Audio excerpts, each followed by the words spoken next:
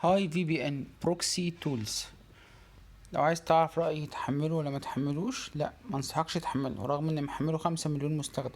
بس الاعلانات بتخلي التطبيقات الوحشة تتحمل، لان من كل 10 بيتفرجوا على الاعلان في واحد بيحمل التطبيق.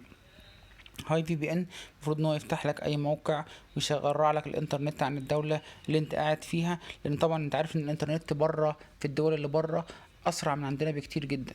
فالناس بتلجأ للفي بي ان عشان تاخد سرعة الانترنت بره.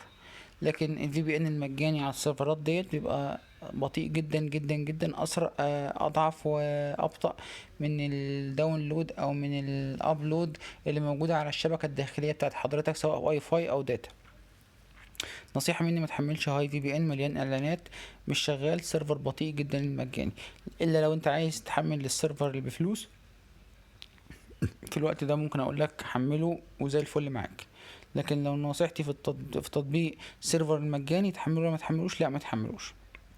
شير ولايك وسبسكرايب، واشترك في قناتي عشان اقول لك كل التطبيقات المميز والوحش فيها، تحمله ولا ما تحملوش.